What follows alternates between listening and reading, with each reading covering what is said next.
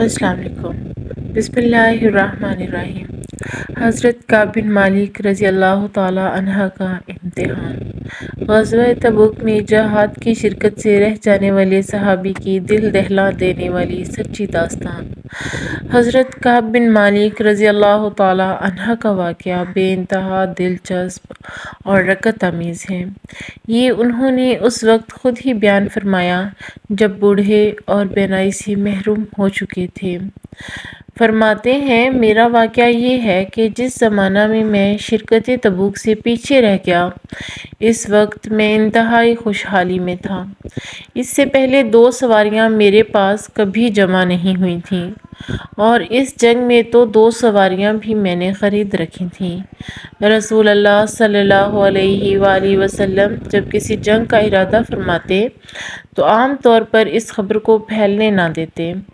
جب یہ جنگ ہوئی تو سخت گرمی کا زمانہ تھا، دور دراز اور جنگلوں کا سفر درپیش تھا، اور کثیر التعداد دشمن سے سامنا تھا۔ نبی صلی اللہ علیہ وآلہ وسلم نے اپنے امور میں مسلمانوں کو آزاد کر رکھا تھا کہ جس طرح چاہیں دشمن کے مقابلے کی تیاری کر لیں، اور اپنا ارادہ مسلمانوں پر ظاہر فرما دیا تھا، اور مسلمان حضرت محمد صلی اللہ علیہ وآلہ وسلم کے ساتھ اس کثیر تعداد میں تھے کہ ان کا اندراج رجسٹر پر نہ ہو سکتا تھا۔ حضرت کعب رضی اللہ تعالی عنہ کہتے ہیں کہ بہت کم ایسے لوگ ہوں گے کہ جن کی غیر حاضری کا حضرت محمد صلی اللہ علیہ وآلہ وسلم کو علم ہو سکتا تھا، بلکہ گمان تھا کہ کثیر لشکر کی وجہ سے غائب رہنے کا حضرت محمد صلی اللہ علیہ وسلم بھی علم نہ ہو سکے گا جب تک اللہ تعالیٰ کی طرف سے بذریعہ وحی علم نہ ہو جائے۔ لڑائی جس وقت ہوئی وہ زمانہ پھلوں کے پکنے کا تھا، سایہ سری بہار آوری خنقی کا موز تھے۔ ایسے زمانے میں میری طبیعت آرام طلبی اور راحت گیری کی طرف بہت مائل ہو گئی تھی۔ رسول اللہ صلی اللہ علیہ وآلہ وسلم نے مسلمانوں نے تیاریاں شروع کر دیں۔ میں صبح اٹھ کر جہاد کی تیاری کے لیے باہر نکلتا، لیکن خالی ہاتھ واپس ہوتا۔ تیاری اور اسباب سفر کی خریداری وغیرہ کچھ نہ کرتا، دل بہلا لیتا کہ جب چاہوں گا دم بھر میں تیاری کر لوں گا۔ دن گزرتے چلے گئے، لوگوں نے تیاریاں مکمل کر لیں، حتیٰ کہ رسول اللہ صلی اللہ علیہ وآلہ وسلم اور ان کے ساتھ مسلمان جہاد کے لیے روانہ ہو گئے۔ میں نے دل میں کہا کہ 1-2 دن بعد تیاری کر کے میں بھی مل جاؤں گا۔ اس عرصہ میں مسلمانوں کا لشکر بہت دور جا چکا تھا۔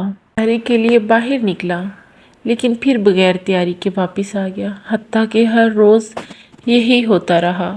دن نکل گئے، لشکر تبوک پہنچ گیا۔ اب میں نے کوچ کا ارادہ کر لیا کہ جلدی سے پہنچ کر آپ صلی اللہ علیہ وآلہ وسلم کے ساتھ شامل ہو جاؤں گا۔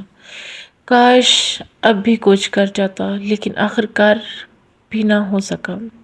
اب رسول اللہ صلی اللہ علیہ وآلہ وسلم کے تشریف لے جانے کے بعد جب کبھی میں بازار میں جاتا تو مجھے یہ دیکھ کر بہت دکھ ہوتا کہ مسلمان نظر آتا ہے، اس پر یا تو نفاق کی پھٹکار نظر آتی ہے یا ایسے مسلمان دکھائی دیتے ہیں جو واقعی اللہ کی طرف سے معذور، لنگڑے، لولے تھے۔ جب رسول اللہ صلی اللہ علیہ وآلہ وسلم پہنچ چکے تو مجھے یاد فرمایا اور پوچھا، کعب بن مالک کیا کر رہا ہے؟ تو نبی صلی اللہ علیہ وآلہ وسلم کے ایک شخص نے عرض کی، یا رسول اللہ صلی اللہ علیہ وآلہ وسلم، اس کو خوش بیشی اور آرام طلبی نے مدینہ ہی میں روک لیا تھا۔ تو معاذ بن جبل رضی اللہ تعالی عنہ نے کہا، تم نے غلط خیال قائم کیا ہے یا رسول اللہ صلی اللہ علیہ وآلہ وسلم، اس میں تو بھلائی اور نیکی کے سوا کچھ نہیں۔ رسول اللہ صلی اللہ علیہ وآلہ وسلم سن کر خاموش رہے، اور جب رسول اللہ صلی اللہ علیہ وآلہ وسلم تبوک سے واپس تشریف لانے لگے تو میں سخت پریشان تھا کہ اب کیا کروں۔ میں غلط ہیلے سوچنے لگا تاکہ آپ صلی اللہ علیہ وآلہ وسلم کے عتاب سے محفوظ رہ سکوں۔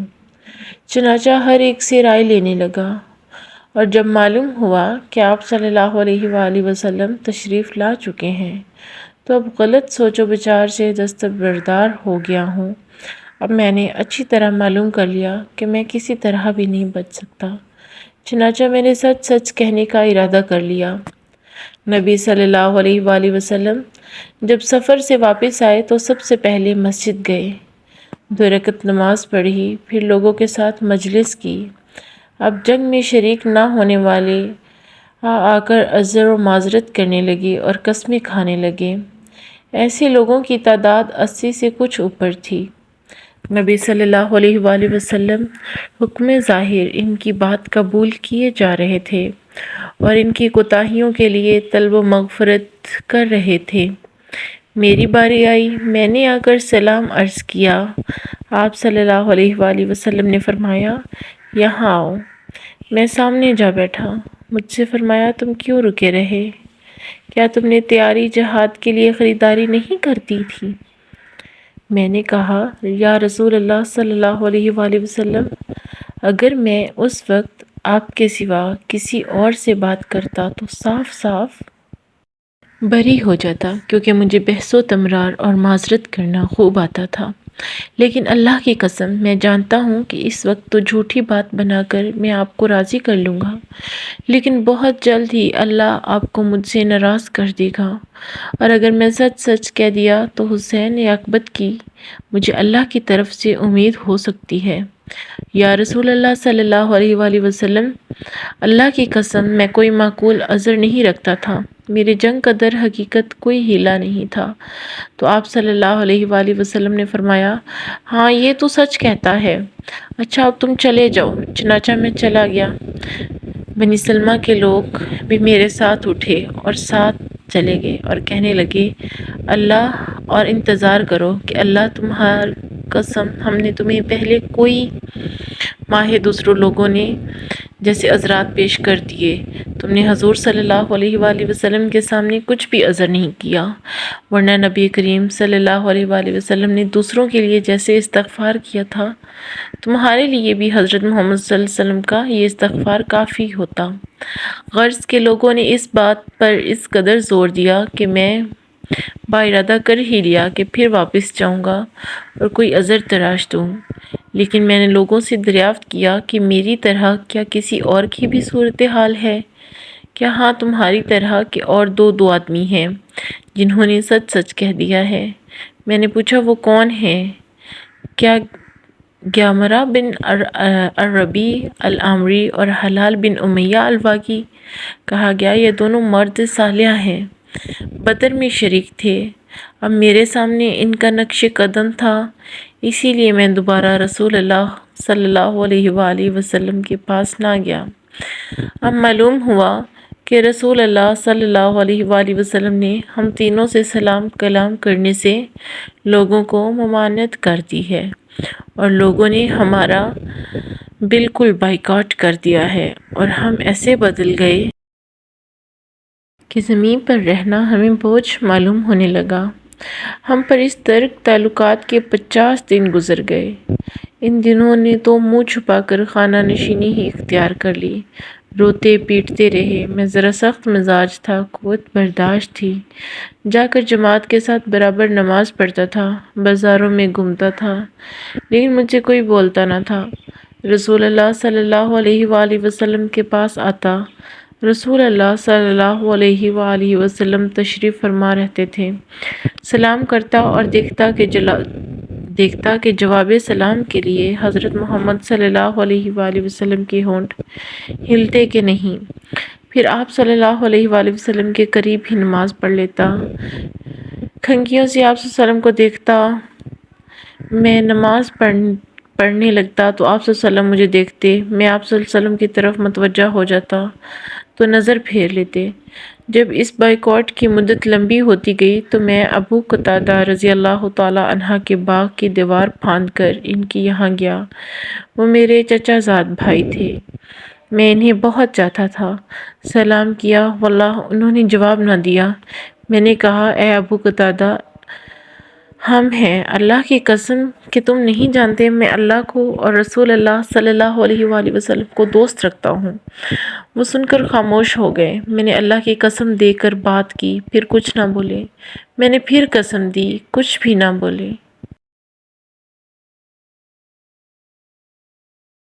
لیکن انجان پن سے بولے، اللہ اور اس کے رسول صلی اللہ علیہ وآلہ وسلم کو علم ہے۔ میں پھوٹ پھوٹ کر رونے لگا، پھر دیوار پھاند کر واپس ہو گیا۔ ایک دن بازار مدینہ میں گھوم رہا تھا کہ شام کا ایک کپتی جو مدینہ کے بازار میں کھانے کی کچھ چیزیں بیچ رہا تھا، لوگوں سے کہنے لگا کہ کعب بن مالک رضی اللہ تعالیٰ عنہ کا کوئی پتہ دے۔ لوگوں نے میری طرف اشارہ کر دیا۔ وہ میرے پاس آیا اور شاہ غسان کا ایک مکتوب میرے حوالے کیا۔ چونکہ میں پڑھا تو لکھا تھا کہ ہمیں اطلاع ملی ہے کہ تمہارے آقا رسول اللہ صلی اللہ علیہ وآلہ وسلم نے تم پر سختی کی ہے۔ اللہ نے تمہیں کوئی معمولی آدمی تو نہیں بنایا، تم کوئی گرے پڑے نہیں ہو، تم ہمارے پاس آ جاؤ، ہم تمہیں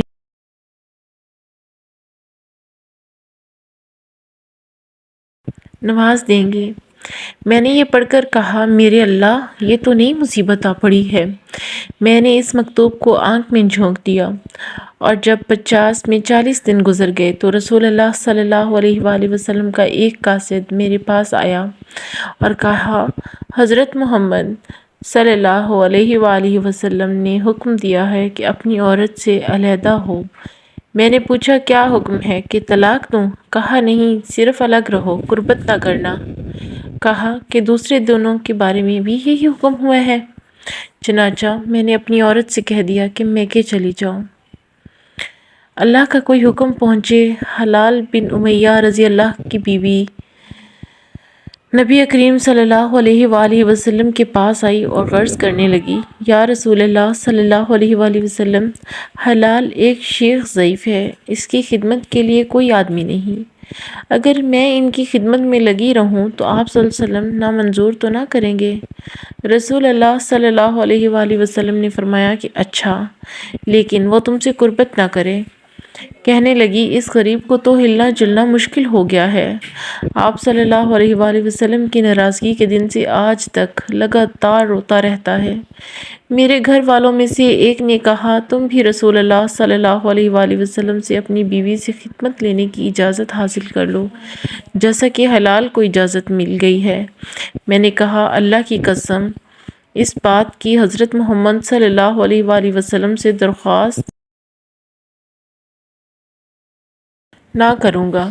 نہ معلوم حضور صلی اللہ علیہ وآلہ وسلم کیا فرمائیں گے۔ میں نوجوان آدمی ہوں، مجھے کسی سے درخواست لینے کی ضرورت نہیں۔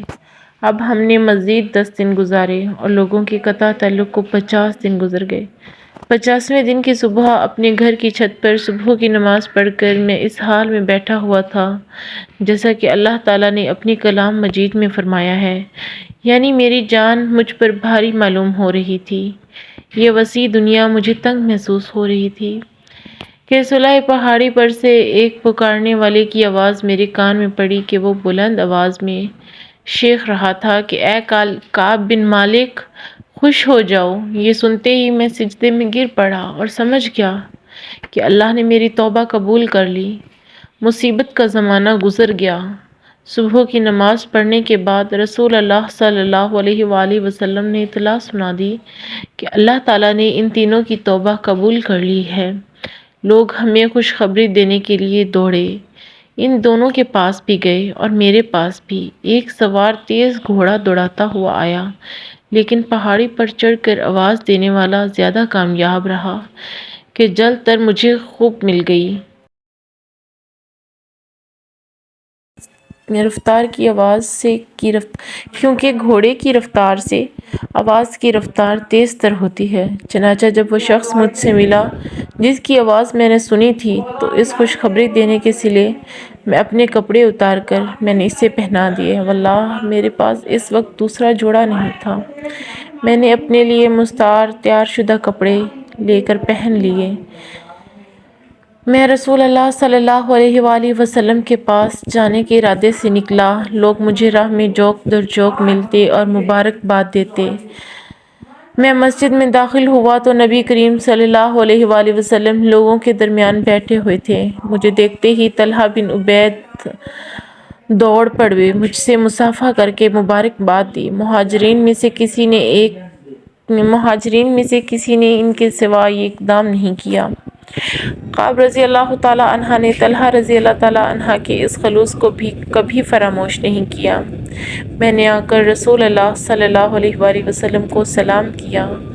آپ صلی اللہ کا چہرہ مبارک خوشی سے چمک رہا تھا۔ کہنے لگے، خوش ہو جاؤ، جب سے تم پیدا ہوئے ہو ایسی خوشی کا دن تم پر نہ آیا ہوگا۔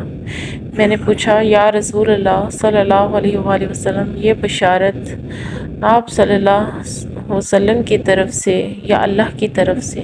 فرمانے لگے، اللہ کی طرف سے۔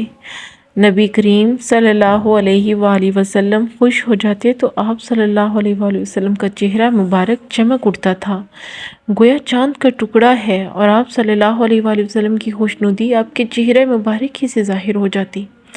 میں نے حضرت محمد صلی اللہ علیہ وآلہ وسلم سے عرض کی، یا رسول اللہ، میری قبولیت توبہ کی یہ برکت ہونی چاہیے کہ میں اپنا سارا مال و متاع اللہ اور اس کے رسول کی راہ میں لٹا دوں۔ نبی کریم صلی اللہ علیہ وآلہ وسلم نے فرمایا، ایسا نہیں، کچھ رکھو اور کچھ صدقہ کر دو، یہی بہتر صورت ہے۔ میں نے کہا، خیبر سے جو حصہ مجھے ملا تھا وہ میں اپنے لیے رکھ لیتا ہوں۔ یا رسول اللہ صلی اللہ علیہ وآلہ وسلم، سچائی کی برکتوں کے سبب اللہ نے مجھے نجات بخشی۔ اللہ کی قسم، میں نے جب سے حضرت محمد صلی اللہ علیہ وآلہ وسلم سے راستگی کا ذکر کیا پھر کبھی جھوٹ نہیں بولا۔ اللہ سے دعا ہے کہ وہ آئندہ بھی کبھی مجھ سے جھوٹ نہ بلوائے۔ اللہ تعالیٰ ہم کو بھی سچ بولنے کی توفیق دے، آمین۔